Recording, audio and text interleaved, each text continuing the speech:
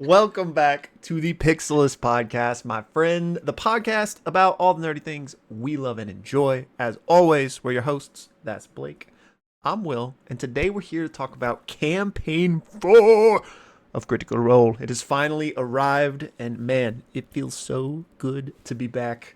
Man, Oh yeah. I don't even know, like, this first episode especially is probably just going to be a bunch of just word Yeah. salad as we dissect everything here. But for anyone that happens to be brand new, this is something Blake and I did for every episode of Campaign 3. We basically just kind of share our thoughts, our theories, and just yap about every episode of Critical Role. So that's what we plan to do here as well. But one thing for any returning viewers that I want to let you guys know is that we are not going to be doing like the in-depth recap like we used to. We're still, especially for this first episode, probably like a lot of our discussion will be kind of like recapping as we try to like piece together what's going on in this brand new world. But we just won't be doing like the official recap where we literally like narrate everything that happened in the episode. But beyond that, we're just going to be kind of, talking, especially for this first episode, just kind of randomly here and there. But we might figure out, and please jump in if you have any thoughts on this, Blake, but maybe figure out some segments or whatever as we go along in this campaign. But for the most part, these will just be like our typical discussions that we had in campaign 3, where we just kind of go back and forth, share our thoughts and ideas and all that jazz. Yeah. And I like the recaps, and we've had people who've been like, hey, we love following your recaps. And there are dozens of you, but not much more. It's become like a pretty big investment at the start of every episode before we actually get into our discussion and dialogue. And I don't know, we just thought, maybe it's a little better just to cut straight to the chase. But certainly if there is a raucous crowd of people who demand the recap, I don't think there will be, then we could certainly reconsider. But we're here, man. We're back. We are back, dude. Oh, yeah. We're so back. And I guess go ahead. You're in your Rick Grimes era now. Yeah, bro, I've been getting that a lot recently. I think have I told you this already? I've been wanting to shave, but I'm like, should I just wait till after Halloween and then I can just go as Rick Grimes for Halloween? You should just wait till campaign 4 is over. Oh my gosh. Be like, it's like a solidarity beard for or to like the first PC death or something. Which and just heads up for everyone, these discussions are spoiler heavy. So if we do a lot, if you followed us in campaign 3, we do a lot of like theorizing, lore crafting, talking about different relationships. I'm gonna toot our own horn a little bit. We every now and then we hit a pretty good banger of a guess that ends up being true. And then the other 90% of the time we totally whiff it. But we are don't come here if you haven't watched the episode, and Right. don't be mad if we spoiled something. But having said that, I had a reason why I was mentioning that. What were we just talking about? I said PC death. Oh, we know that Brennan has described this campaign as a, quote, high lethality campaign. Also joked about having backup characters. We know that players in Crown of Candy had backup players for good reason. So has joked about backup players. And we also know that the players, when creating their character sheets or creating their characters, that many of them have very high stats, especially for level 3. There's a few different players who are already at the baseline 20.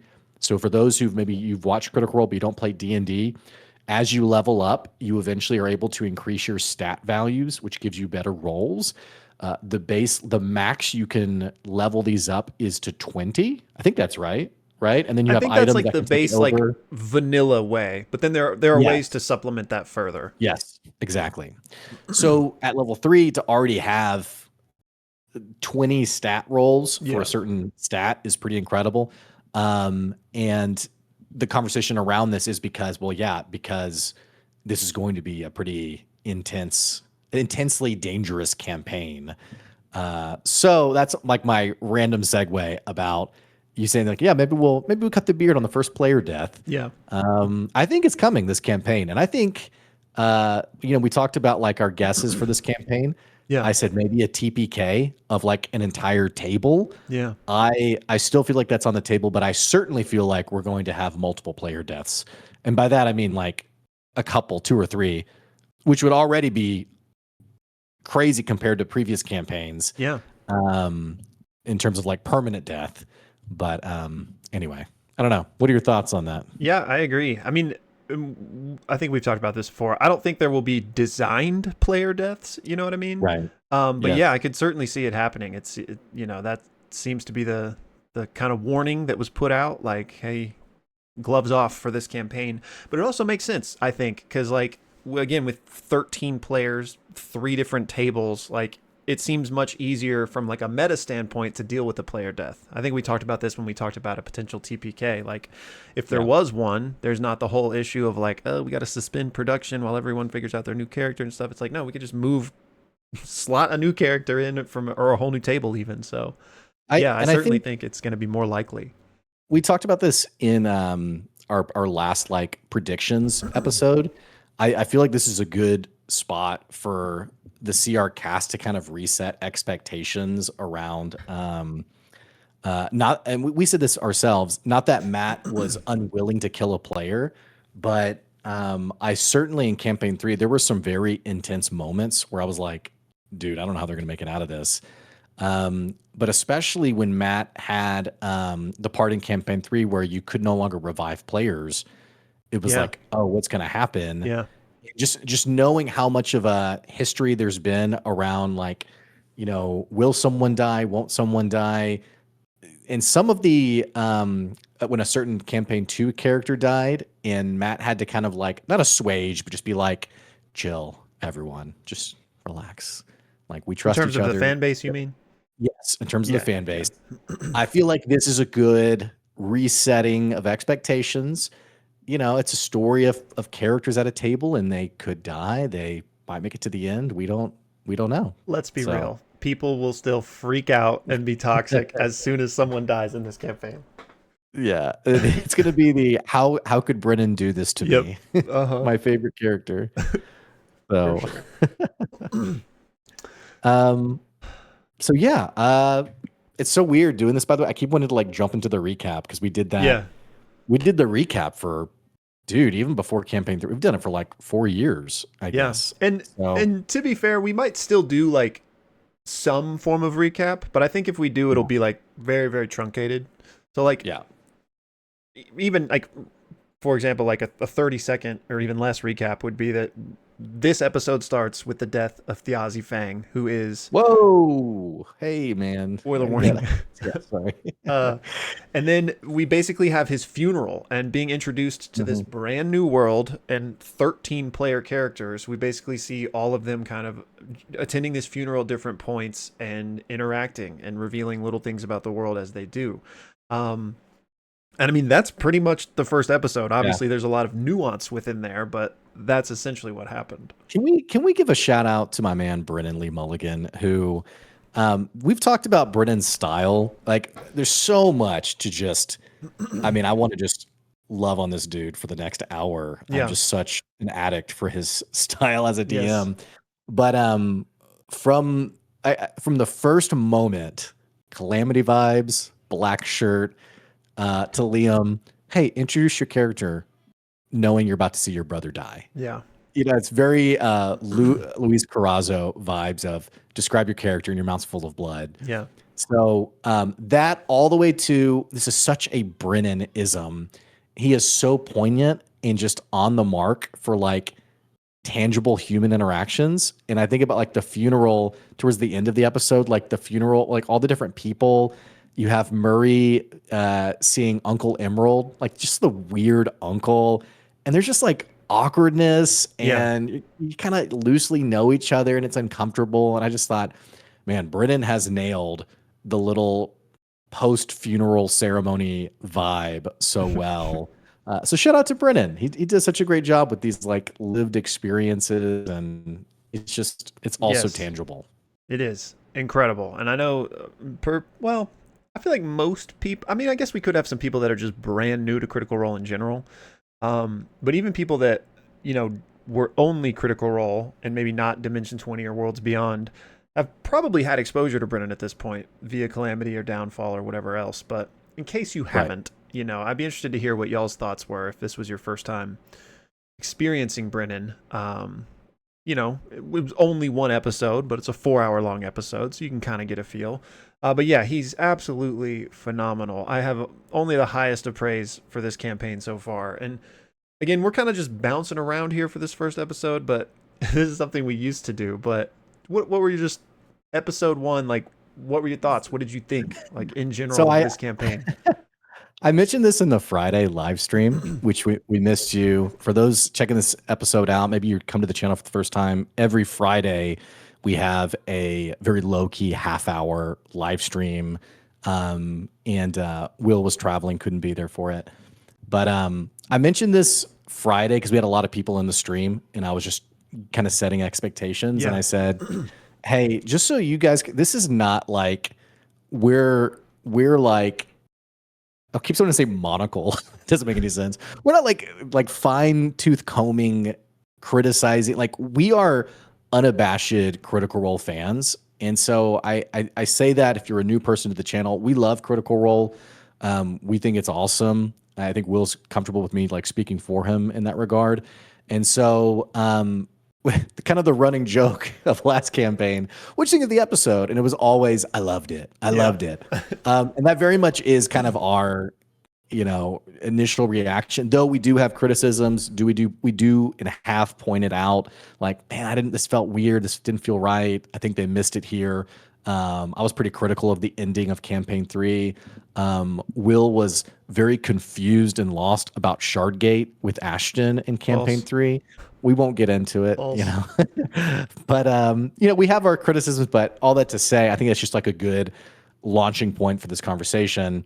Bro, I freaking loved this episode. I loved this episode. I Me thought it too. was insane. So good. Love all the characters, the little nuances, the relationships. Like I am chomping at the bit for more of this world. Me too, man. What was your reaction? Yeah, exact same. And obviously every new campaign brings a breath of fresh air. Even though the first three all took place in Exandria, a lot of the time they were in new continents that we hadn't really seen much of. Obviously, brand new characters, so there's always that element of discovery. But obviously, with this campaign in a brand new world where no one knows anything, it's just so cool to kind of have that just discovery around every single corner. And I think that Brennan chose such a really cool way to introduce us to this world just by thrusting us headfirst into this funeral with all of these different factions. Like I very much felt the same way I did after watching the first episode of Game of Thrones, where there's like throwing like House Stark, House Lannister, and you don't have any awareness of what that even means in episode 1. But it just breathes this like large world, and it just makes me excited to be like, okay, like what, like okay, how does this piece together? Oh, this person knows this person, and they have a feud going. So like, Yeah. I just thought he did such a good job of introducing us to all of this in a really interesting way. Yeah, and there's already some really great fan creations around these relationships and little lore points. And Yes. here in a little bit, I'll share my screen and I'll share one of the ones that I saw that I really liked. But it is funny. There are so many details, and like kind of drawing the web can be kind of like I saw one comment on our YouTube channel that was like, I wish they could have done like an episode 0 of like all the different relationships, and which it really isn't Brennan's style. Brennan does such a good job of like little details and tidbits. And if you're feeling that way, I would just say buckle up. This is all going to come to a head, and we're going to figure these things out in like fuller light. And it's kind of one of those things too, like you're not meant to fully know all the relationships and what's been happening and all the lore things and all those things. But Right. yeah, very interesting world. I have a whole list of things to mention to you because we're such junkies for lore, and I'm so curious like what are like little details worth pursuing, and Yeah. like what are like central plot points perhaps. Yeah.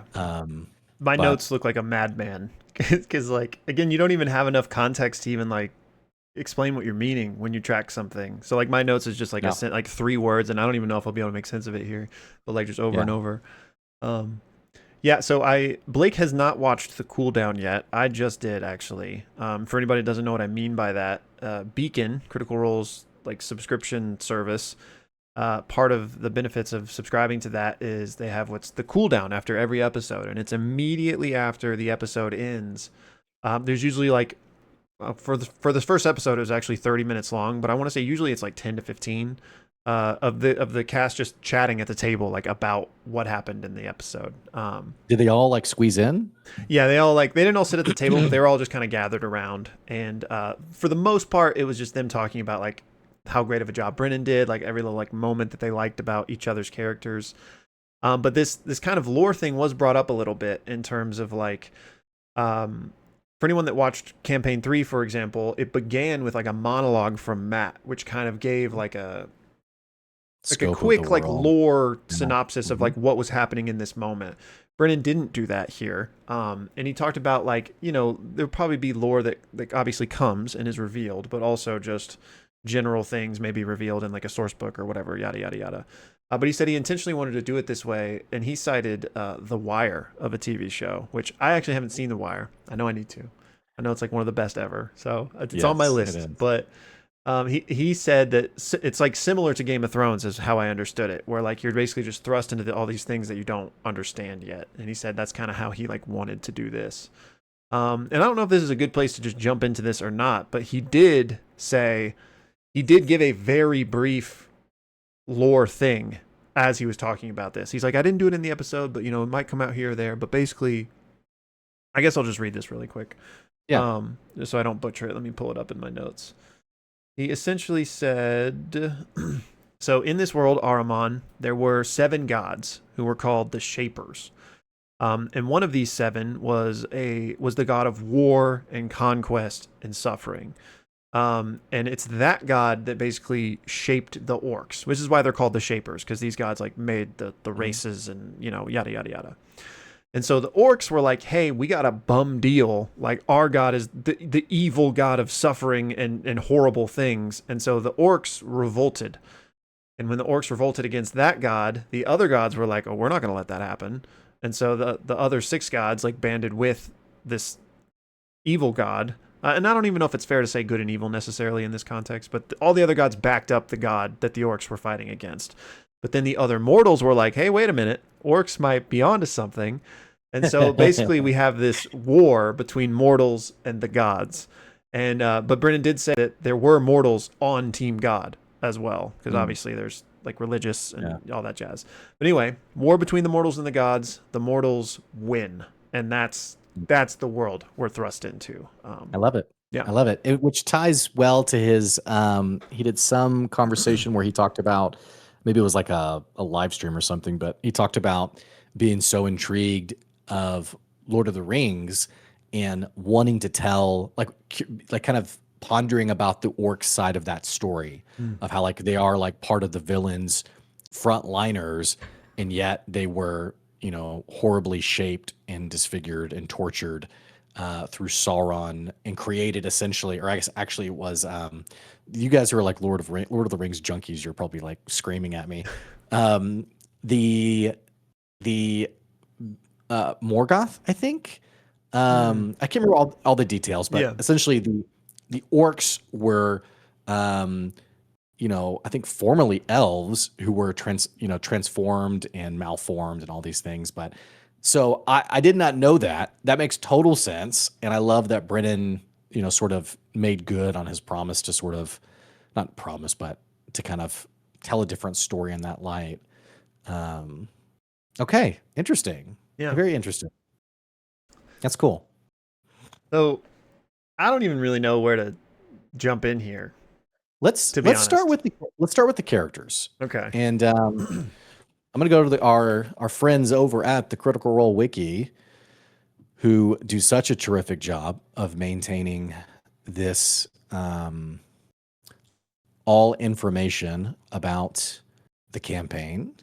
And I got to say, we did a pretty good job with our guesses, by the way. Oh We yeah, were on the we were classes and stuff. really yeah, we were almost perfect, by the way. Yeah, there were a couple So of curveballs in there.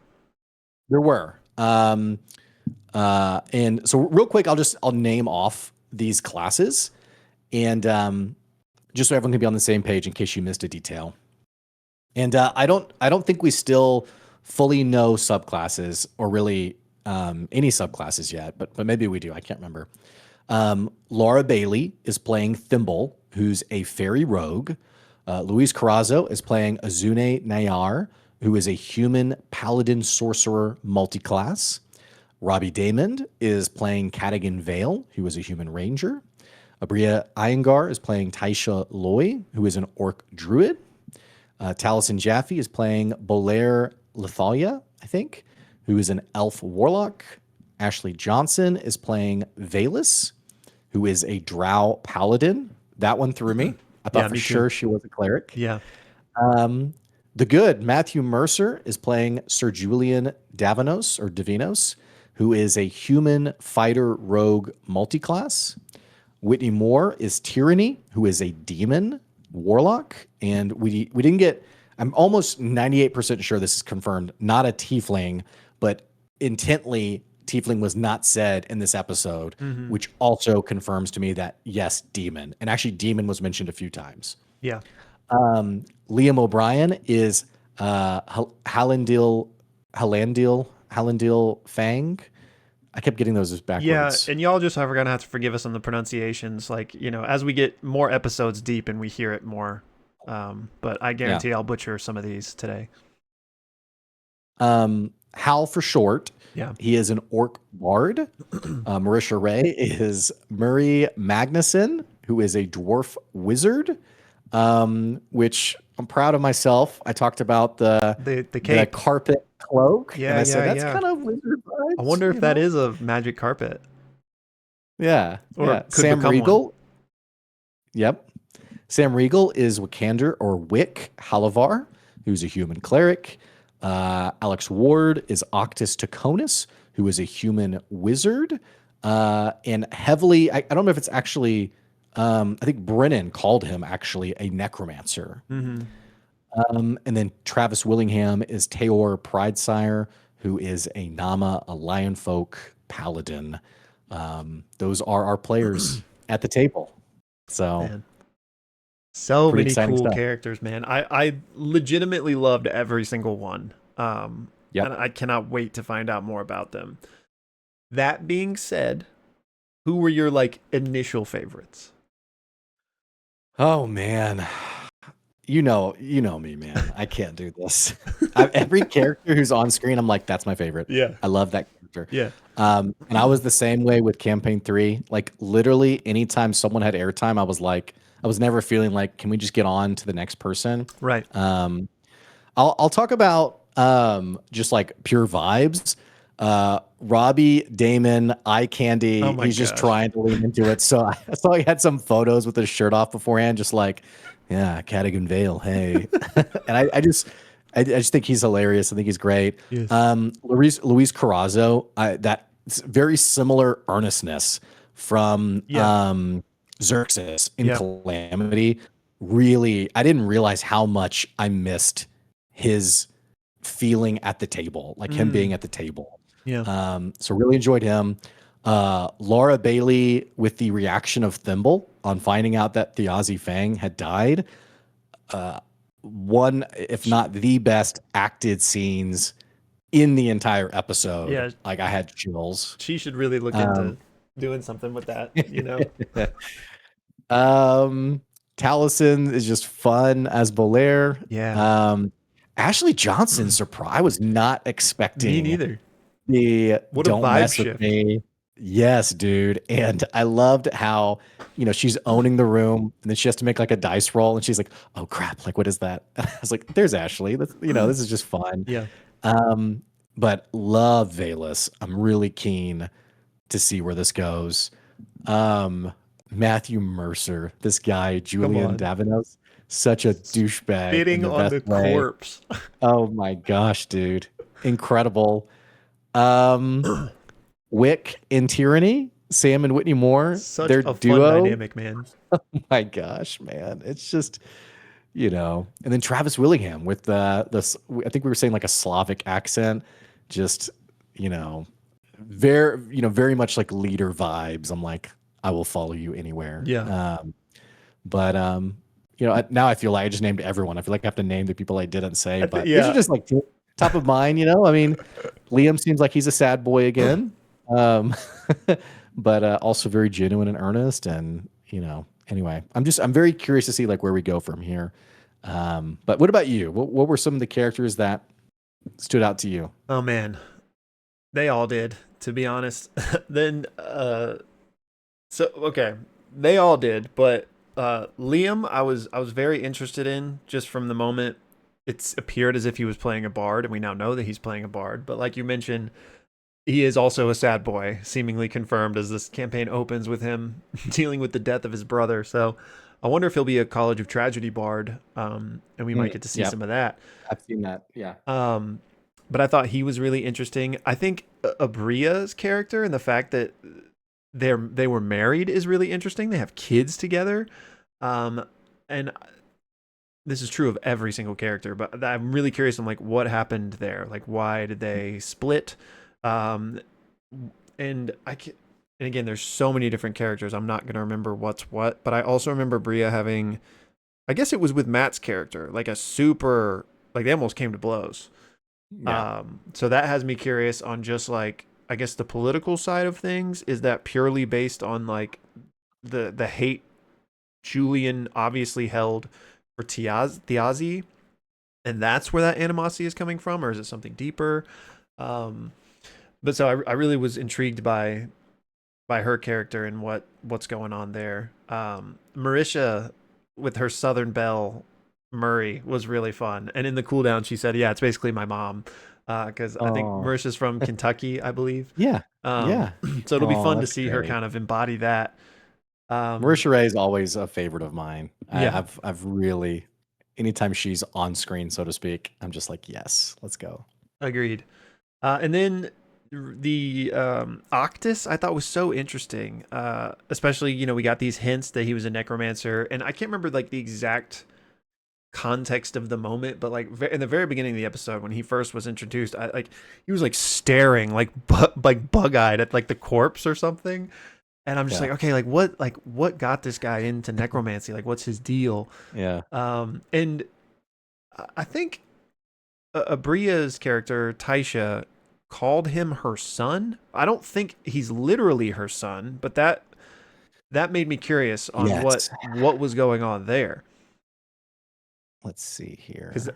Um, um, just a maternal figure, hmm, friends, um, asterisk, potentially her ward, but very much like a maternal figure to Octus. interesting. And then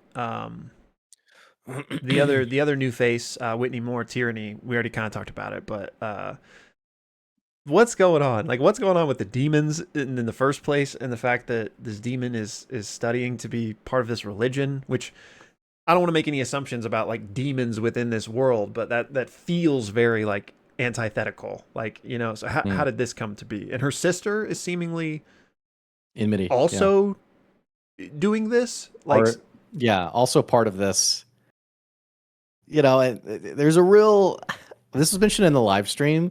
Someone was like, "Okay, so what's the deal with Sam?"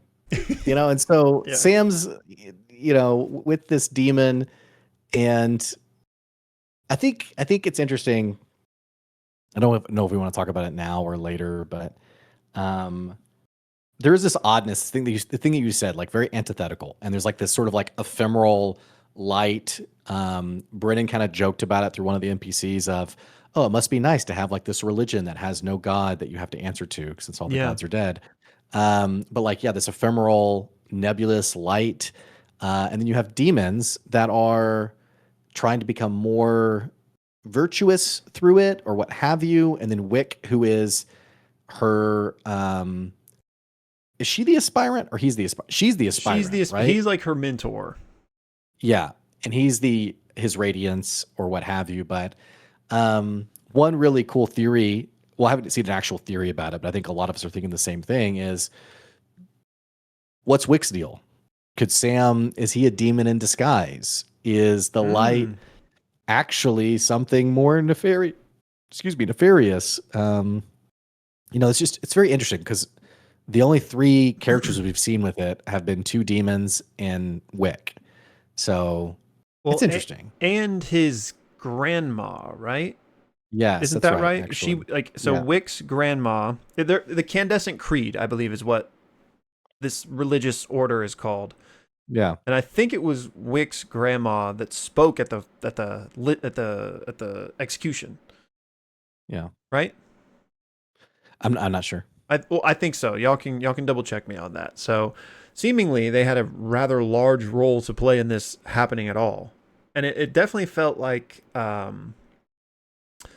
so the Candescent Creed is the religion, but Wick's house is Halavar, Yeah, House and it Halavar. and it felt like Halavar and House Taconis, which is Octus's house, Yep. Alexander Ward's house. Those two are like allied, Yes. and it's and Well, or go ahead. there's something between them that's either enemy of my enemy is my friend, like they both want maybe the same things, but Yeah. seems like they're both uh, trying to earn status or power or something. But it seems like both of them together were directly at odds with the Yazi Fang, and the Yes. Yazi's wife, Aranessa, Yes. who seems to very openly have disdain for House Taconis and House Halavar, and even goes as far as to, scold Wick on like, yeah, I guess you could have done more, but you Right. didn't. And it almost seems like Halavar and Taconis really either pushed or approved or promoted the execution. Um, so there's some Yeah. interesting things going on there. Yeah. So the sundered houses, I'm guessing, are like like not royal necessarily, but the houses with the most power, maybe in this society. And Halavar and Taconis seem to, and maybe they're not like on good terms, the best buds, but they are at least allied in this front and have kind of Yeah. they're Right. making some sort of power play, which this execution of Thiazi is at the center of. Um, And what was did we get clarity on like the meaning? Like all of these are sundered houses, but I think there was one house that wasn't sundered, or I have this graphic here that just says House Loy. And so I can't remember, like, did Brennan say like what it means if you're a sundered house? Because previous to airing this episode, Brennan, I think there was like a marketing picture of the sundered houses. And I mm, thought maybe these are the houses that were like banished or on the outside or what have you. Clearly not the case. These are houses with immense power, or they seem to be. And like I mentioned, have been very central to the execution of Thiazi Fang. So, do you have any other context there, or are we on the same page with that? I don't have any context. All I have would be pure speculation. So yeah, I'm wondering like I think it was Matt's character, Sir Julian, that made some comment about his father throwing our house into the mud, and Yes. I've had to bring it out. Now that could be in reference Yes. to anything, but maybe the sundered houses were like maybe they were the houses that sided with the gods and Mm. originally, like, and then Yeah. those sides lost the war. But you would think that they would just have been completely obliterated and not left to remain at all. But perhaps that's what it was. And like the sundered houses are No, the ones that are like in shame having made that choice, but now they're kind of like reclimbing yeah. the It, ranks or it's something. yeah. It's when you talk about the Candescent Creed, maybe it is like we are a religious house, but you killed our gods, so we don't do that kind of stuff anymore. And Yeah. very much like still clawing for power or what have you. Um, so let me actually go ahead and share my screen here, just so we can, since we're already kind of talking about these Or wait, but relationships. would I need to share it? I think I can put it over. Let's see. You can tell me. I'll Can this need be to, pulled in yeah, like I'll over need to my? adjust. Y'all bear with me on the, well, because the frames we have is like for me and you in the camera, Yeah. So sharing your screen like changes the layout. So I could try Okay. to like, What if I? Does that make it better or worse or do nothing? it didn't change it, unfortunately. Oh, okay. Let me see if I can find a good way to. Oh Well, wait, I I can send think this to I. you. Okay, wait. If will you go? Will you turn that off and I'll pull Yeah. that up Yes. on my end. I think I can do Yes. that. Let me send it to you. Or do you have it already? Go ahead and send it to me, but I think I remember seeing that. I don't know if I saved I it just though. DM'd it to you. So this is from Murkywood and a Feral Den on Tumblr. So just giving credit to that person who put this together. I've seen a couple of graphics around this. This is the one that I've personally liked the most. And it does a good job of mentioning the um, groups as a whole that have been mentioned, Okay, yeah, I as got it. well Or as sorry, go ahead. the relationships between them. This will cover us, but no one cares. Okay. Yeah. So yeah, now everyone can see it. Yeah, and I think actually I said Murkywood and a Feralden on Tumblr. It actually says on here chart by Olessen. So thank you to that individual for putting this together. Yeah, shout out Um, to them. so maybe just starting from the middle, we have Thiazi Fang, who is obviously the character who was executed. Um, we have Lady Aranessa Royce of House Royce, who is the NPC who is his wife, though they haven't been together for many years. And I believe her bodyguard is, yeah, it says bodyguard and vassal is Matt Mercer, Sir Julian Divinos, who gleefully wished that he could have seen Thiazi Fang executed a second time, Yes. and seems to very much hate Thiazi Fang. And I Wait, think or go ahead. I was going to say, I think what Brennan mentioned was there was a war called the War of Iron and, or excuse me, Axe and Vine that they both fought in at some point, and then Thiazi Fang became a rebel or formed a rebellion, and that it was Sir Julian Divinos who actually like took him down and like captured him. I Yeah. think is what was said. So can we pause there for a moment? Yeah, Or I didn't know. Again, yeah. Should we just like pause as we go through this chart, or do you want to like go yeah. through it first? No, I think it makes sense to pause. Yeah, Okay. because probably So, lose track. so yeah. So okay, just a real quick, very crude understanding of this timeline here. There was a war against the gods, and that was 70 years ago. We found out Right. from a line from Abria. Yeah. So, I mean, I was gonna say maybe most of these characters weren't alive, but I guess we have no idea because who knows what lifespans were.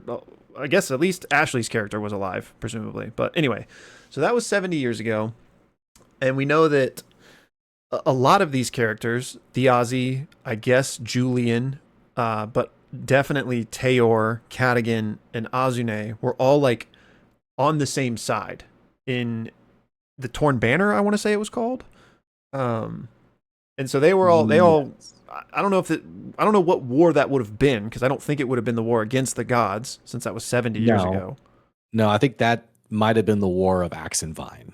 I think. Okay, so they were all on the same team in this war. The war, I guess, ended, and we know Yeah. that some in this timeline is also when Thiazi would have been married to Aranessa. Yeah. But then Thiazi gets a little spark of rebellion in him, and he Yeah. decides to go against the powers that be as they were. Right. And we know, I guess we don't know for sure at this point, but considering that Tayor and Cadigan and Azune were all actively trying to help Thiazi escape, they too might have been part of this rebellion. We can't say that though. But so when that spark of rebellion happens, that's when he and his wife split. They don't divorce, but they split because she won't run away with him. And so I'm assuming that is also the point where Julian starts to have beef with Thiazi because he's Yeah. now a rebel, an outsider. And yes, there Yeah. was some. I was actually really confused by this moment. But at the execution, some old guy approaches Sir Julian and is like, "Oh, it's Sir Julian! Like you're such a famous hero of this battle because you're the one that brought in Thiazi." And that seems to be true because it later comes up in the episode as well. But in that moment, Matt says something to the old man about like, and this isn't the exact quote, but like, "Oh, don't believe everything you hear," or like, "That's not." He's like, "That's not quite what happened," or something like that. Do you remember that? I thought he said something like history is easily forgotten, yet like Yes. you've remembered. He says something like you've remembered the most important detail, or Okay. like you've Okay. focused on like the right details. I mean, it's interesting. We don't know how much of this is like lore and story that Davanos has like hammed up for his own, Yeah. because we do find out later from Taisha, as you pointed out, that she accuses him of trying to pull his family's name out of the mud. And so I think part of this, maybe some of that awkwardness, is we don't know how really true any of this is, other Mm. than we know Julian Davanos hated Thiazi, but seems to be, I want to say riding on the victory of it, but definitely seemed to appreciate this random stranger recognizing that he was the hero who brought in Yes. Thiazi. Okay. That makes more sense to me now if that was the language. Because, yeah, it could just be like, "Oh, yeah, history's often forgotten, but you remembered the crucial detail, aka the detail Yeah. of me being heroic." Um, that And all clocks to me. there's almost a little bit of bitterness, I think, implied in that too, of like, maybe he feels he should be more acclaimed and, Yeah. appreciated. That's also what I kind of felt was hinted at there, was like, well, at least you remember, like, at least you know. Okay, that makes Um, sense. so Um, and then okay, so we know that he hates the Ozzy, is the one to ultimately bring him in, and he is I was going to use the word intimately. That's probably not the right word, but he is very connected to Arnessa, the Ozzy's wife. yes, He is her guard. It almost seems as yeah. if his house, which is the Sundered House Royce, is almost in service to her house. I don't know if that's a fair. Well, I think her, I think that's like her maiden name, right? Or her original, like her point of origin. Like maybe he's sworn to that Right. house. And so, and it does seem genuine in that he does seem like earnest in serving her. Okay, so Um, they're both House Royce. I think so. Yes, I think Okay, they're both that houseboys. Yeah, okay, that yeah, okay, yeah, that makes sense. but not related. I don't But think. not But related. are, yeah, both part of. I mean, maybe they're related. I don't know. Can you have different? Can you be in a house and not be I actually don't, related? Is it like a Lannister thing, or is it like, yeah, I don't know. this? You've joined House Royce. I don't know. Yeah. Um, okay, so moving on from that pair. Or wait, one Um, last thing. Do yeah, you go ahead. think do you and I think this is an obvious kind of assumption to make, but do you think that this hatred stems from the fact that he is in love with Aranessa and maybe has been bitter because, she chose Thiazi? Interesting. I mean, Interesting. it's Okay. an easy trope to jump to, but like it Is could Matthew make Mercer sense. listening right now and taking notes? Maybe. He's like, ooh, that's good. I didn't know where to take this character. I don't know. Yeah, I don't know. I don't it's an interesting thought. I don't know if that's what's happening. I do wonder if there is some resentment that Aranessa is so devoted to Thiazi. And there was almost like a couple of conversations where I feel like Davanos wanted to be like, dude, he's a rebel. He got executed. He Yeah. was like a terrible, like, what are you doing? Like, why do you, I think he actually, there's some conversation around that where, um, Davanos says like, well, he made his choices. And then Aranessa says, well, I'm free to feel what I want to feel, and gives like kind of Yes. like a sort of a loving hand squeeze, I think is how Brendan described it. That was such a Um, great moment. Classic Brennan too. I'm gonna butcher it, but in that exchange where he's like, "Hey, move on," and she's like, this.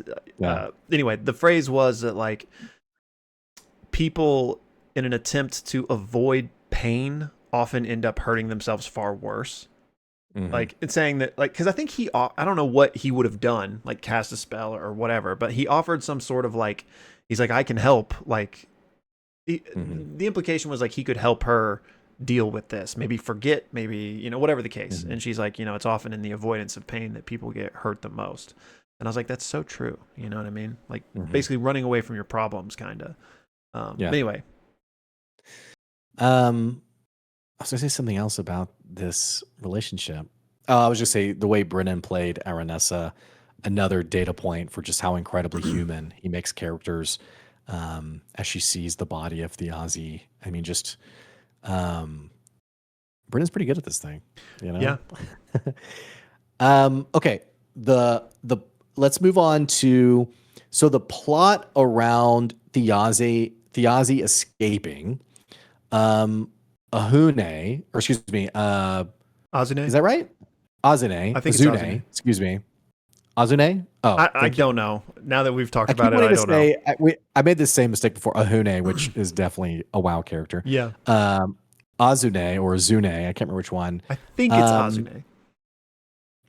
he's a soldier, right? One of the soldiers who's like escorting Thiazi to be executed Yes. has placed an item, or an item has been placed on Thiazi. Yes. He didn't And place there's it, but yes.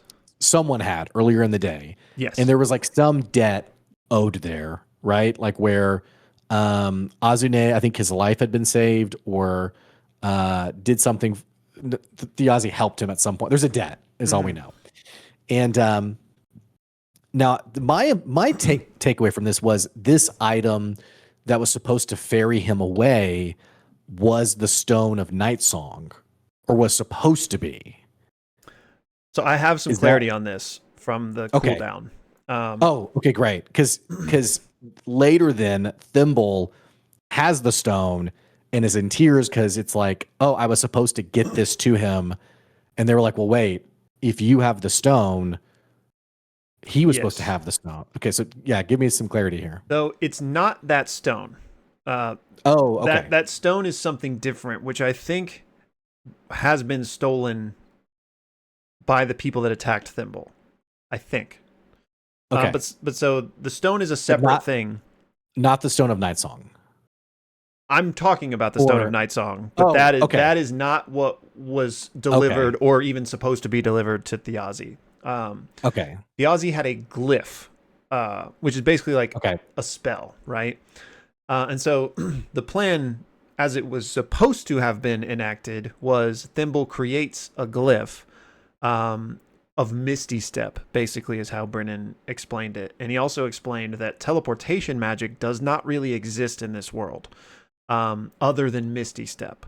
And I'm just quoting him here, so like, I'm sure this will be expanded upon. But he said even something like Dimension Door is too risky. So what that means, I don't know. Does that mean that teleportation does exist, but it's largely not used because of this risk?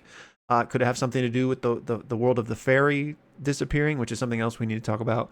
But mm, in any case, teleportation magic is like not really a thing like it is in most D&D games. So Misty Step is probably one of the most never mind. Point is, she was making a glyph of Misty Step to help him escape, and she was supposed to deliver that to him as part of the escape plan. But we know that she didn't get to deliver that to him because she was attacked. So that's why she yes, was like upset, because she's like, "Oh, I didn't get to fulfill my part of the plan." And so what Brennan okay. says, or go ahead. Oh, so she did have the Stone of Night Song. She was attacked Yes. by the Crow Keeper agents who nearly killed her, took Yes. the Stone of Night Song, and coincidentally, she was supposed to deliver the glyph of Misty Step Yes. to. Okay, so Azune thought he already had the glyph on him, Right, because but he he did does not. like that, like detect magic and Yeah, senses like, oh, he's got it, so we're good. yeah, yeah. And what Brennan Okay, said is, again, I don't remember the exact dialogue that happened in that moment between Azune and Thiazi, but Brennan said, if instead in that moment, if you had mentioned, did Thimble deliver the glyph, then that scene would have gone differently because Thiazi would have been like, no, Thimble's not the one that gave it to me. But that's not what happened, right? Instead, it was Mm, just, oh, you've got the glyph. We're good. So we some got a other, little double yeah. cross going on here. So some other third party Okay. preempted that plan, which I guess we could stop and talk about this now, or maybe at least after I finish explaining it. But like, someone who had to have known at least somewhat about this plan betrayed them because they knew enough to fake it. You know what I mean? Mhm. So yeah, some other one Do person delivers a you glyph. do you think this is an unnamed NPC, or could this be a player character? Oh, yeah. I don't know. I mean, yeah. So okay, so but again, back to the original plan where Thimble was supposed to deliver the glyph of Misty Step. What was then supposed to happen was that was to be enacted, which would teleport Thiazi basically across this wall. I forget the name of the wall, but near the execution site. And on the other side of that wall, there was a carriage waiting. And also, let me just get this exactly right. The carriage would have been supplied by, I guess, or was set up by a character named Casimir Gavindale. And I don't think that name even came up in the episode, but Brennan said, like, we'll maybe find out more about him in the next Hmm. episode. So the carriage was set up by that person, but was going to be driven by Sid, Tayor's brother, Travis's character's brother, who was mentioned in the episode and they were looking for. Um, and then Octus, Alex's character, and Taisha Abria's character were going to be like waiting nearby, I think, with like a barrel, and Tiazi was going to get in this barrel, the barrel loaded in the carriage, and they were going to take off. And Octus was there because he is of that house Taconis, which is like a powerful house at the moment. So he would have been there to like assuage any fears of like, where are you guys going? What are you doing? It'll be like, House Mhm. Taconis, shut up, type of thing. Yeah. Yeah. So that was the plan that all of these people had enacted, but obviously did not happen because he didn't have the right glyph. Um, it seemed like the Ozzy, there was a moment he knew he was going to die, or Brendan described him like looking out and like seeing something, Yes. which I couldn't tell if he was just working the ambiance of like seeing the crowd, or if he literally saw something that made him realize, wait a second, like this is not how it's supposed to be. Yes. There was a mention in the cooldown. Do you know where I'm getting at with this? Yeah, no, it's the latter. He didn't like explain it more in depth, but that's absolutely what Okay. happened. He notices something in the sky, and we still don't get to know Yeah. what it is, but it's something in the sky, perhaps a bird or something. We don't really know. And whatever that is makes it click for him that something's off, right? Mm. What could that have been? You know what I mean? Like, I don't even know because, like, because at least Mm. of the characters we know, like, it couldn't have been a signal from Thimble, you know, so like, it wasn't anything like that. So yeah, I don't know. Like, this is just a random, completely random with no evidence, but like, could it have been something carrying the Stone of Night song? And he like, oh, like if that means Thimble doesn't have it, that means Thimble was like, you know, I don't know. Like, One of the magpies just yeah, carrying the stone. exactly. Okay. Wow. Okay, very interesting. Yeah, I would be intrigued to find out if a player character it was responsible. I mean, so many people were invested or engaged with the Aussie in some way. That seems like a pretty interesting twist for such a large table for there to be more reasons for people to um, have an interesting dynamic, I Yeah. guess. Well, and I wouldn't remember off the top of my head, but I know for a lot of the characters, we were privy to what they were doing in that moment. Like we got to see Belair, like there was a quick aside of Belair at the execution. There was one of Sir Julian. You know, Matt said like he cracked a smile when he died. Hmm. So, and again, not just because they were there doesn't mean they couldn't have been the one to set up the double cross. Yeah. But a lot of them, at least it felt like we got to experience their genuine reaction to it. Hmm. So we might be able to piece some stuff together in terms of if it was one of the PCs narrowing down the suspects. Like again, Abria and Alex's character were part of his escape plan. So like, I mean, I guess that doesn't mean it couldn't have been them, but Yeah. Speaking of Thimble, who's most closely associated with Thiazi, we Yeah. know the two of them went to the Morning Vale sometime, I think months earlier or years earlier. They went to the Morning Vale, some far distant distance away, where they stole the Stone of Night Song from the Sisters of Silvara. So, Yes. um, Salandri, I believe. Sisters of Salandri, who these are, couldn't tell if this was like a coven or if this is like, just an entire organization, what this is exactly, but they worship the slain god, which I guess is the god Salandri. I can't remember the actual name. I would assume that that's who that was. And Brennan said this stone is essentially either literally or a metaphorical artifact that both makes elves, or I guess the elves of this god. I don't know if this is all elves, but immortal, and they can't get sick. And if they are killed, injured and killed, uh, again, either literally or metaphorically, this stone is like a promise of they won't have to go through the underworld and like the dead realm, but someone will ferry them through to the garden of life or whatever it Yes. was. And Valus is trying to get this item back. Yes.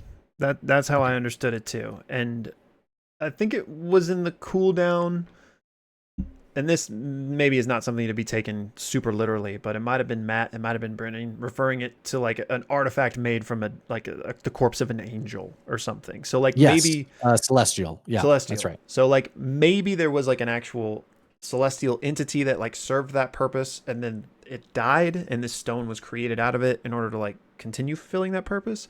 I don't know. It's hard. I guess it's hard to know like whether or not this stone is literally responsible for the eternal life and the avoidance of hell, or if it's just like a powerful artifact born out of this god and those things.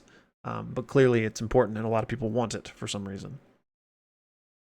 And Bolaire let Valus into the city, Yeah. right? Which, Um, on that note, Dol Makyar, I believe, yep. is this central city where this is happening, and it's like the seat. I think this it was the seat of the revolution, not Thiazi's revolution, but the original revolution against the gods. I think like this was kind of not necessarily like the capital or like the main area, but one of them. So I get it would then make sense to me that someone like Valus maybe would not normally be permitted in because they're clearly still very religious and connected to the gods. Yeah. Hmm. This is all my own conjecture here, but Yeah. that's kind of what I took from it. Uh, you know, who knows how deep we're supposed to dive into got her into the city, like smuggled in, just knew the right people and wasn't necessarily a criminal thing situation, but like, hey, she's with me, like I don't know. Yeah. And Belair also, we know is like the museum curator, Mm-hmm. but also what there was the data point of after um, Sir Julian Davenos, sort of like spits on the corpse of Thiazi and walks away. I think it was like the insight check or whatever. Mm-hmm. There was a failed wisdom saving throw, Correct. and there were some jokes about roles. Matt, when he played, what was his name? And Dariax? Dariax always had really bad roles. So it's funny to see that continue. Yeah.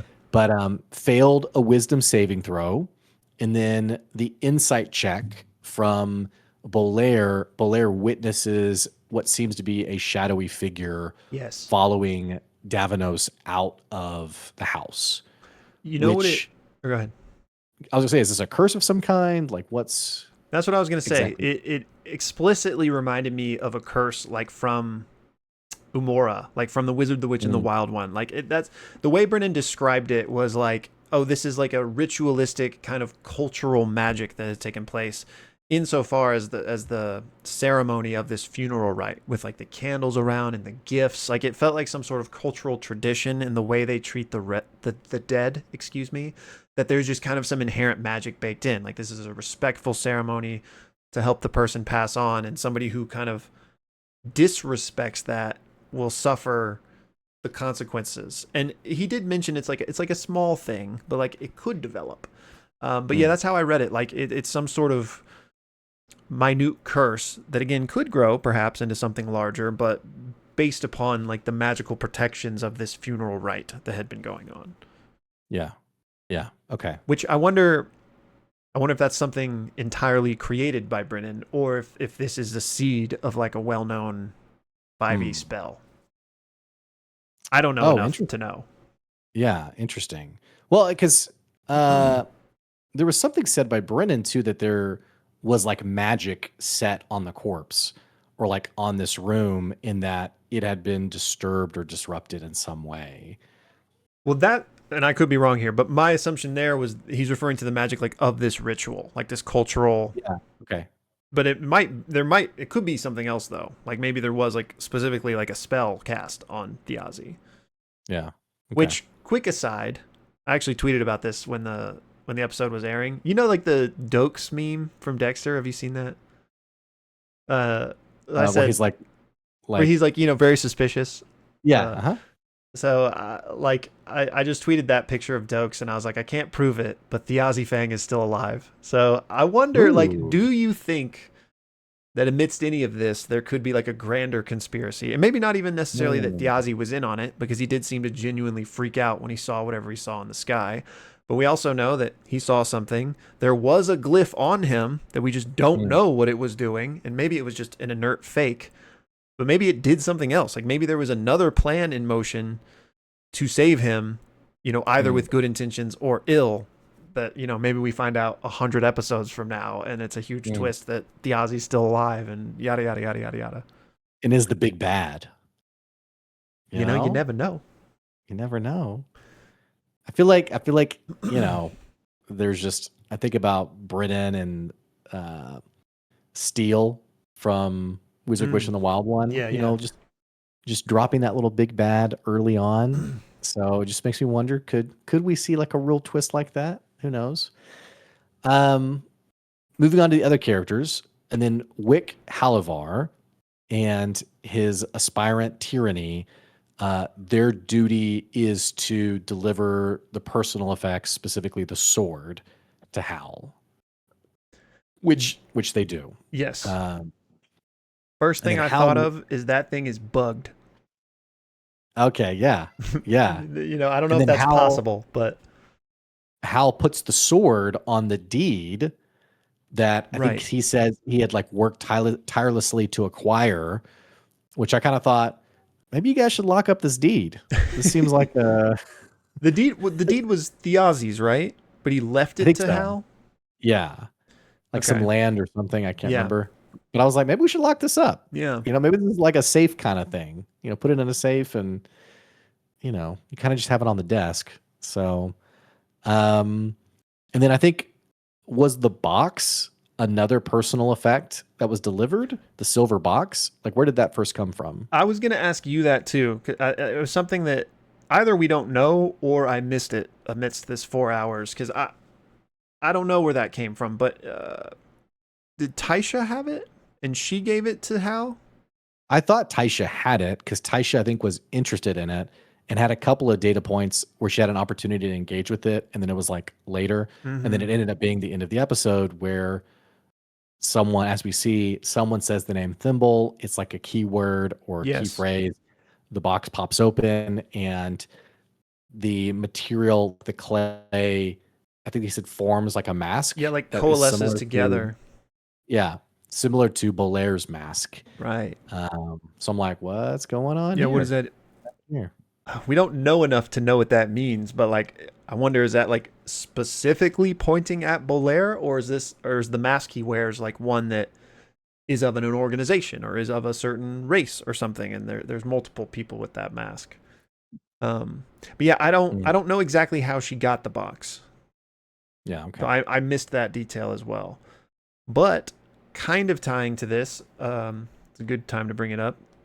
The Ozzy's last words after he saw something. So like, he previously was talking to Hal, but at that point in time he thought he was going to escape, right? But then when he sees something, he gets like panicked, and he says, I think 3 things to Hal. He says, "You have to help Murray," which is Marisha's character, which is interesting. Um, He there's works at the Penteveral, yeah. Do we which I know don't what remember that what that is? is. Okay. I don't remember what that is. Um, Other than not everyone is allowed there because the creepy uncle is right. like, well, I'll deliver these skulls later, and she's like, Yeah. well, you're not, can't really come here, but anyway. Um, so you have to help Murray. There's paint waiting for you with Belair, which is kind of interesting given this mass connection. I don't know. And then tell Thimble not to be scared, which is interesting. Because like, is that just simply don't be scared because whatever I saw lets me know our plan failed. I'm gonna die now. Tell Thimble not to be scared. I don't feel like that's what you would say. I'd be like, tell her it's not her fault or something. But tell her not to be scared. I don't know. Maybe it's because I'm dead and our plan failed in a general sense. Like, oh, because they're leading a revolution. They obviously have some. They want to change the world in one way or the other. Maybe Thiazi dying means, oh, that's not going to happen. But tell Thimble not to be scared. I'm reading way too much into this, but I just thought it was obviously this is a very intentional choice of words from Brennan. Um, so I wonder what that Well, means. And it I mean, parking on Thimble for a second, I think the paint is some kind of code phrase, right? But we don't know what's going on with Murray exactly, but which I will say Murray seems like the most innocent so far of anyone. Just happy to be here, everyone. I got the cranberry muffins or bagels, whatever it yeah, was. For Thimble, we know they worked hand in hand. We know there's also this big data point on the doors to Fairy have closed, yes, which I love the vibe of all that. I'm like, yeah. what's going on there?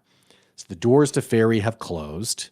Um, Are you going to something else now? Because I do want to talk about fairy stuff. yeah, and I do as well. I was just gonna say if the doors closed, very like Ursulon way shadowed vibes for me. That's what I was gonna Of say. like, you're on your own.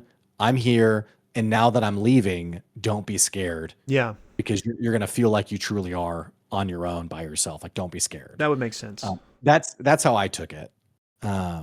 So Yeah, that would clock to me. And um, speaking of Wizard, the Witch, and the Wild One, and not that we won't continuously reference this because I know most of you probably haven't watched it, but the fairy very much feels like the spirit. Now I don't know yes. if that's a fair comparison to make, but one episode deep, it feels that way, and Way Shadowed feels really a really good comparison too, with the way that like the magic is waning, and this might be connected to the teleportation magic thing. Like maybe fairy is the magic that powers such teleportations, and with the doors to it closed, these bigger long distance teleports either don't work or are extremely dangerous to try. Mhm. But there was some, and this was like a piece of world building, I think, but there was some set dressing that was described about like a nail on the Yeah, door or something. nail. I think it was like a nail above a door for like a fairy to come and rest. Okay. Like something like that was the impression I got.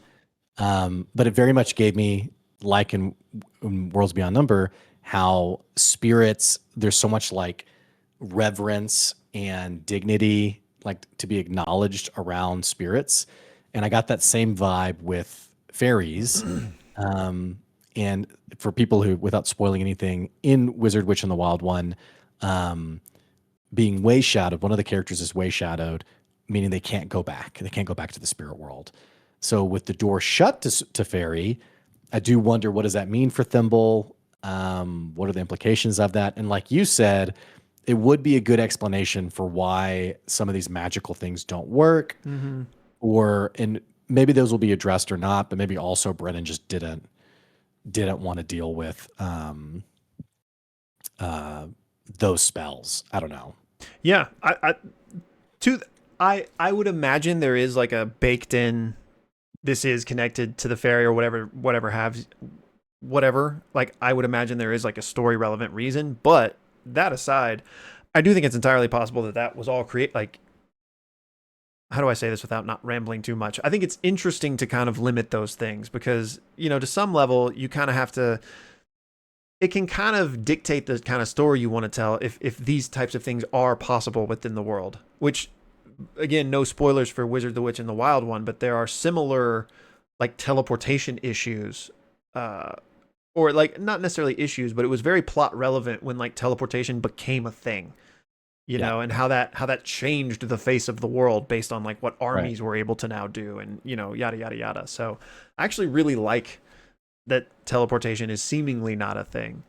Because also on a meta level, when like a D&D party reaches a certain level where they can just instantly go wherever they want, it's nice and it lets you move the story faster in certain ways, but also kind of steals something from the world a little bit. Yeah. Like it feels much smaller all of the sudden. Yeah. So at least for the beginning of a brand new campaign, I like this. I like that, Yeah. I we did kind of too. have these constraints on the world. Yeah. I did too. Um, okay, but yeah, so we don't have the answers. Like we just do not know enough right now. But they are speaking about fairy in terms of it like being this thing, right? Beyond just a race, which Thimble is, but like the fairy is like kind of like magic, but like Mhm. there's clearly other magic that exists because we see characters cast spells, right? So I wonder what like the delineation is between Yeah. magic and fairy. And maybe it's just like one school of magic to think of it in like a mechanical standpoint, but Yeah. and I I promise I don't want to just keep making references to the Wizard, the Witch, and the Wild One, but it's just such an easy comparison to make. Yeah. Um, I wonder if like this is all part of some grander political power struggle. Like if fairy Mm. represents this powerful magical force that might usurp us humans who have now taken over, like we got to get rid of that. You know what I mean? Mm. Like similar to like the spirit versus the citadel. Like maybe Mhm. fairy is represented a threat or something. You Yeah. know, Hmm. which Well, we which know would then from play into your thimble don't be scared, because like maybe this entire revolution was about like, oh, we can't just let them, for lack of a better word, like genocide the fairies, or whatever right. whatever the case may be. Yeah. I mean, we know from Taylor Moore that Brennan loves his themes and archetypes, and Yeah, so I wouldn't be surprised to see some kind of someone in power who has abused that power, and um, how will the party uproot whatever machinations they have in play? yeah. So, And we do know um, that, again, we don't know anyone's perspective. We don't. They're all going to be biased in some respect or another. But the Ozzy's whole speech when he did realize he was about to die was talking about like, this is corrupt. Like my only regret is that I won't be here when these power hungry corrupt people mhm. die or whatever, something to that effect. Yeah, So at yeah, least in his mind, he thinks that's what's happening. yeah. I kind of wondered if they were gonna like execute him like mid speech Oh just yeah, to like give him one more, screw you. But he did get to deliver the majority of his speech. But yeah, are you still sharing this graphic, by the way? yeah. I am. Okay. Is there anything else on here that you want to call attention to? Let me. I made it small while we were talking, so let me blow it back up. Let me just quickly look at it. Um, was there anything you wanted to? No, no. I think I hit the big ones that I was thinking about. I mean, nothing in particular is like jumping out at me, but just looking at this in a grander sense, I'm again very interested in all of these relationships. That's a dumb thing to say, but specifically like the romantic relationships, I should say. Like Liam's character Hal having two ex lovers and kids with each Yeah. of them. That's Yeah. that's pretty new for a Critical Role campaign. Like, yes, we've had like married characters, and yes, we've had some with kids before. But this feels like a very front and center aspect of the character. He is a bard. So, True. That checks out. yeah. Um, and then I guess Thiazi doesn't have kids, at least none that were. I I would guess guess he not. didn't, Yeah. because I mean we saw Aranessa and there were no kids with her. Yeah. Okay. Um, So I guess for now nothing really else. Other than So we that, got or go ahead. we got a new episode in a couple of days.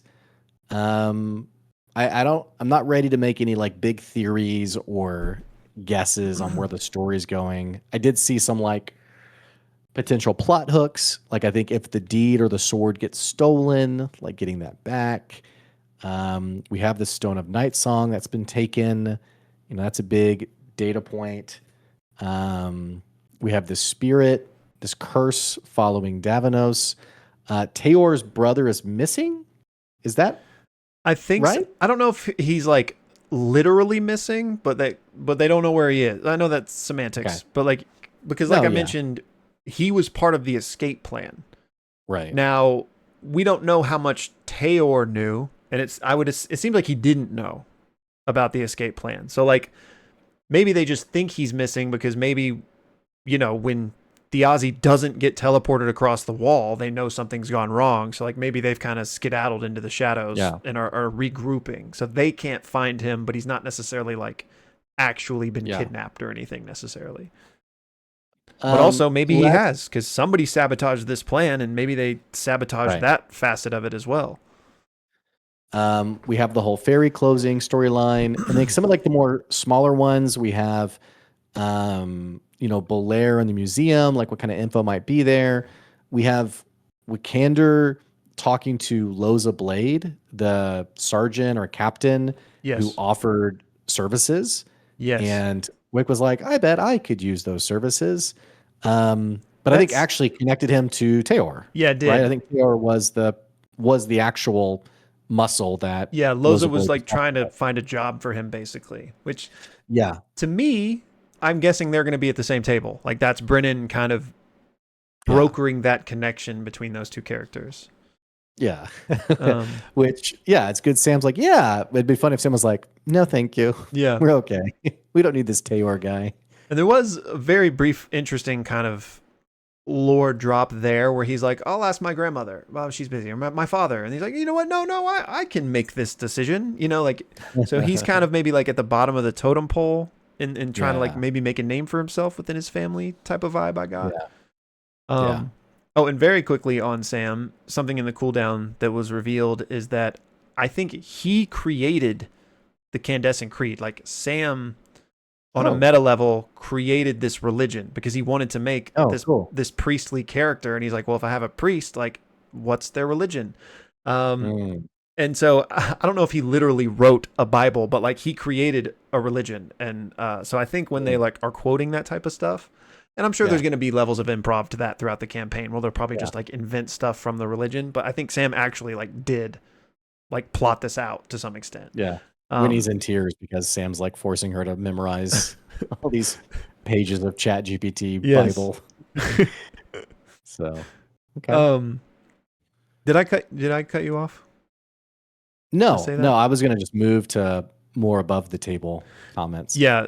So go ahead, and while you're doing that, I'm just looking through my notes to pinpoint things I wanted to say that we haven't already talked about.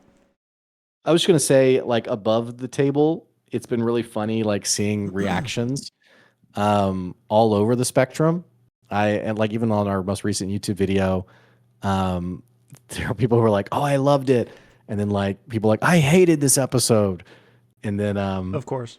you know, one person was like, "Oh, the role play was incredible." Then another person was like, "So obviously scripted, guys." Oh my Like it, gosh. Can I we get just away thought, from that?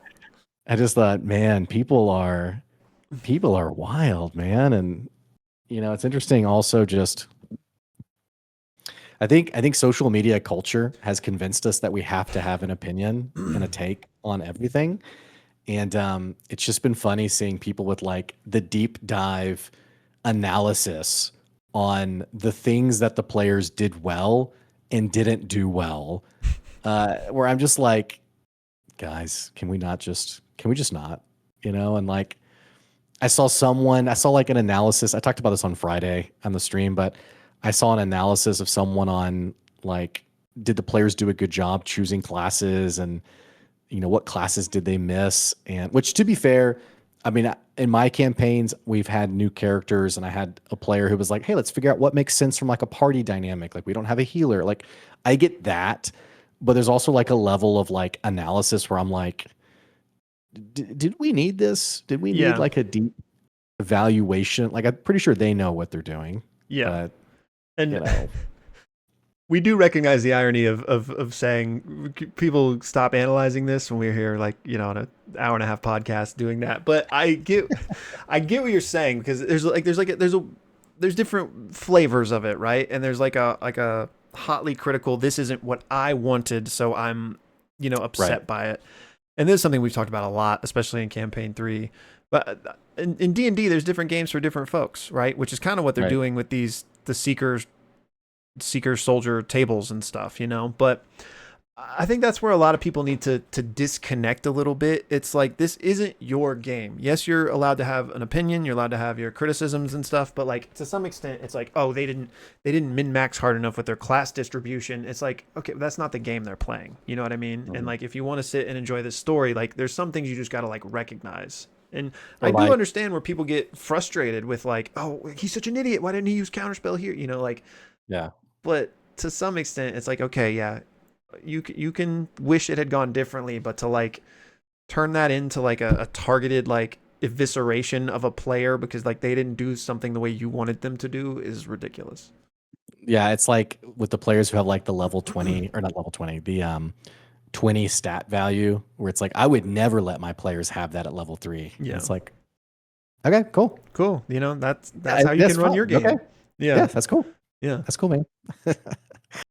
So, but I am a little disappointed. Like there has been so much immense criticism. Well, let me balance that. There's been enormous praise for Brennan and the table, and great comments about it being a fantastic first episode.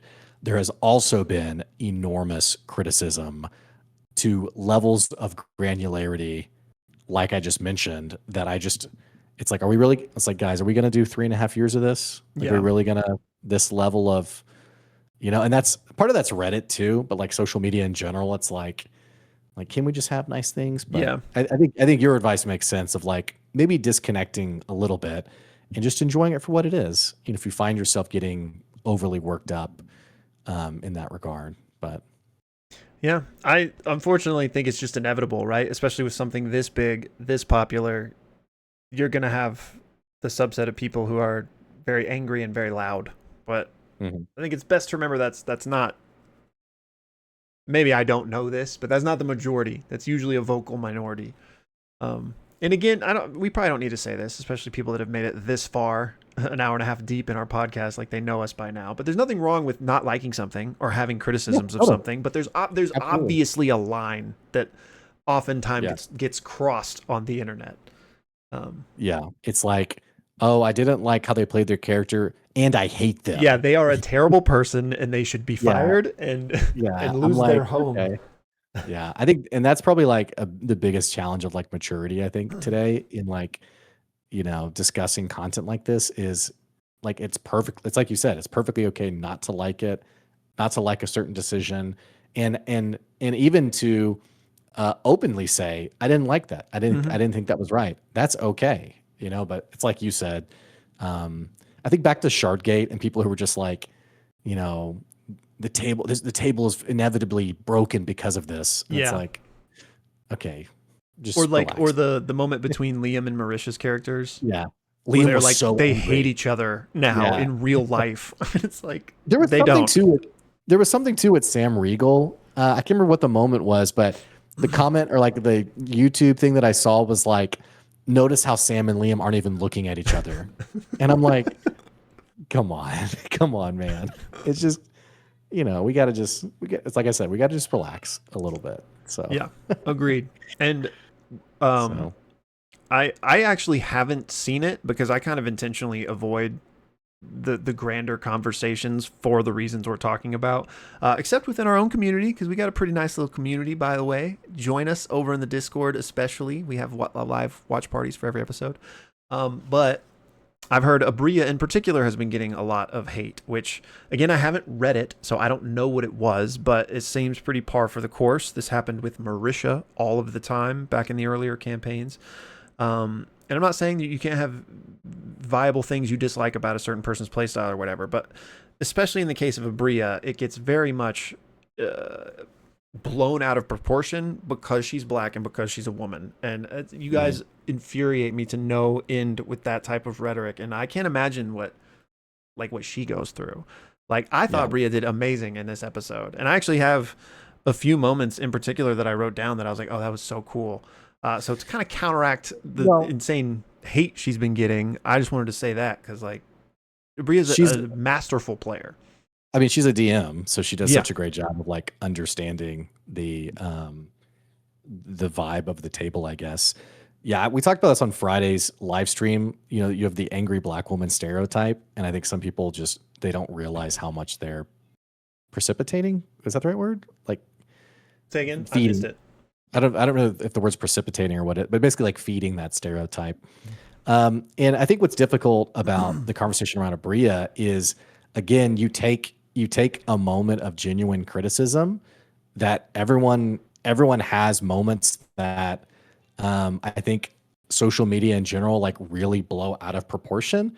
And I mentioned Shardgate and Taliesin from last. There's a moment where like there's like a speech happening, and Talison's character Ashton gives kind of like a whatever answer, which is perfectly in line with his character, but people were like, gosh, he's so annoying to watch play, yada yada. And the moment which in at its core is a fair criticism, just to say like, hey, that person's personality probably didn't need to give the speech and probably didn't need to be the one to be, maybe someone else should have butted in. And I think similarly with Abria, you have the moment that I think of is you have Matt as the parties are like moving on. You have Matt with Sir Julian Davanos who wants to go to the corpse, and Abria, without any provocation, mentions, "Oh, my dear is there, by the way.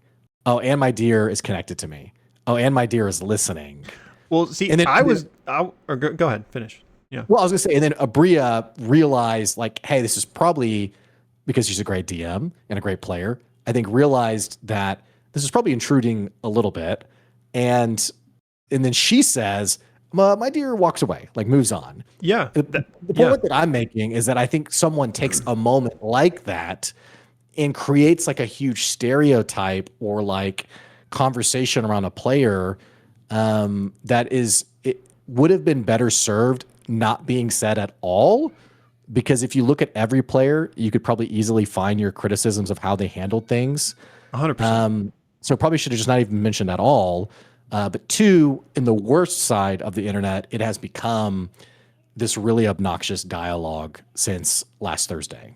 Yeah. Well, I was wondering if people were criticizing that moment, because I wrote that down as a moment to show how good of a player she was. Because, yes, Matt goes over to the corpse, and at that point, no one knows what Matt is doing. So Abria just adds the set dressing of, like, my deer is there, because it was. She didn't just invent that in the moment. She set that up earlier when she summoned it to do the funeral rites. So to me, that wasn't her, like, interfering. It was her, like, hey, that is there, by the way. And then when she clearly read that, like, Matt was trying to do something not in the eyes of everyone, she clocked that and was like, the deer leaves. Like, I was like, oh, she realized what Matt was trying to do, and she wants to facilitate that moment, so she sets that up. And I was like, that's a sign of a good player.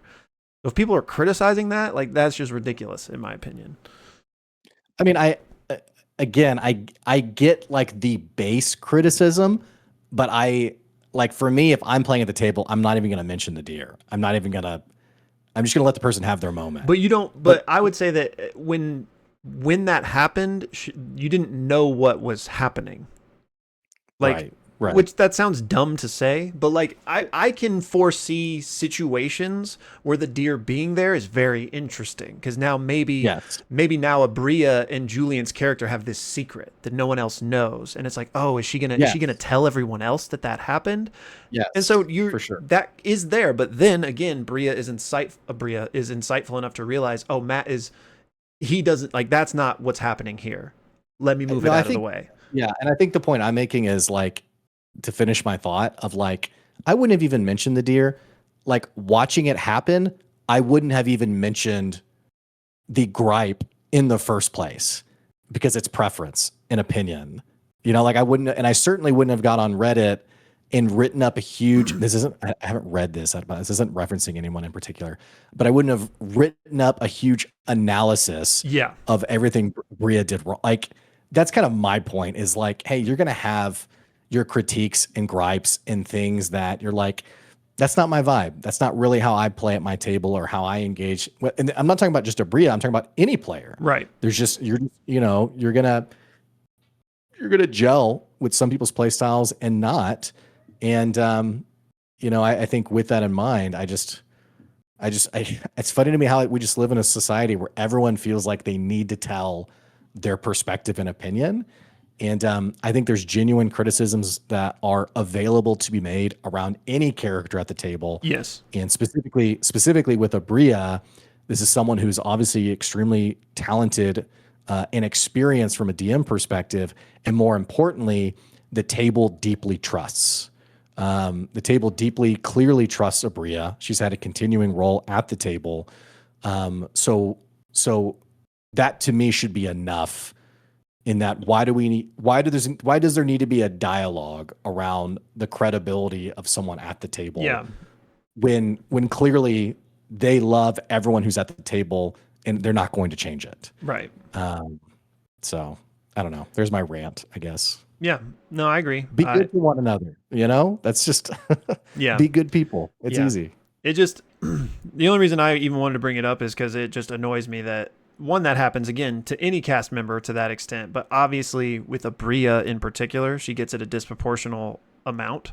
Yes. And honestly, a lot of the women of Critical Role do. Again, citing back to Marisha in the first campaign, like she got it all the time. And and then Erica Ishii got it, who one of the most amazing people in Worlds Beyond, got it a lot in C3 of oh my gosh, she's so loud. Yeah. And which I made this joke in the live stream, and then someone commented and they go, she was too loud. Maybe she was. I don't remember. These are just things that I would just never go on a social forum. This person was so loud. OMG. I don't know if like a 700-page manifesto about, just why they're the worst person on earth. Like, wild take, like you're going to meet a ton of people in your life that you're like, yeah, we don't really gel. I don't really gel with your personality. And shocker of a thought, there's plenty of people who think that about you as well, and who think it about me. They meet me and are like, yeah, not you, not me, but they think it about me. They're like, yeah, I don't really like Blake, and that's just okay. It's got to be okay. So, but no, I think you're right. I do think there is like this sort of strange, consistent criticism around certain individuals that does not seem to happen with other characters. So anyway, I don't really have like a conspiracy around that. I think it's, it is what it is. Agreed. So I'm just looking through my notes here. So just kind of a random fire off. I wrote down, Laura said Robbie ditched them after a battle. So maybe we know that Cadigan, Teor, Azune, they were all part of the same like military battalion. So I wonder if that statement is in reference to that, or if that statement is in reference to after they formed a literal rebellion, and maybe Cadigan abandoned them at some point. He did seem to be kind of holding some sort of, like there seemed to be some sort of little bit of a rift when Cadigan showed up compared to like Teor and Azune. They're like, oh, you're here. So anyway, not too much to say there, but thought that was a little interesting kind of lore. Well, and Cadigan followed them, like from, I think, the Yazi's house, like was staking out and then followed them to Thimble. And so it was kind of like, well, clearly you didn't feel like you could just be like, oh, hey guys, can I come with you?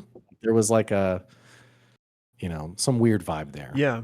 And also interesting, little tiny thing, but interesting that his wolf knew Octus's fox, but like they didn't know each other, right?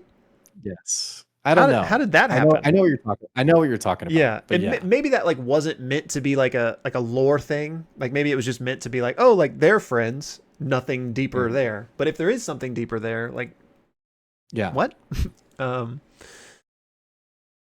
Scrolling.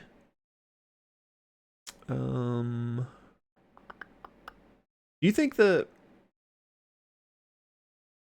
uh never mind. I think yeah, so I think that's Was mostly what this I got. was this our longest? Was this our longest without cutting the recap Yeah, out? okay, I was gonna say I don't think this is our longest episode ever, but considering there was no recap, I think it is. Yeah. Okay. Okay. Which makes sense, Okay. man. I mean, even with all we've Yeah. talked about, there are like 100 other things Yeah. to potentially yap about. A lot of juicy tidbits. Yeah, For sure. For sure. 100%. So let us know in the comments what you thought about the episode and your thoughts, theories, guesses. Join the Discord. Got lots of good chatter there. And then we have our live watch party on Thursday nights that you can join us with. Yeah, again, for anybody that made it this far, I appreciate you guys checking out the channel. I figure there might be some new peeps with the start of a new campaign. So just to reiterate what Blake said, come join our Discord. That is like the main hub of the community. Obviously, we love to chat with you guys in the comments of these videos as well. But especially now with Critical Role not having live chats, it's one of the, I won't say it's one of the only places, but we got a good alternative here for anybody that misses that. Yeah. And especially compared to how toxic and ridiculous the Twitch live chat got by the end of its days, we try to cultivate a community of people that, actually are here to have a good time and talk and share about the nerdy things we love, which was the whole, reason for this podcast in the first place. So if you're just checking us out for the first time, we'd love to have you come hang out with us there as well. That's it. Bada boom, We love bada you bing. guys. All right. Well, we'll catch you later. Bye, guys.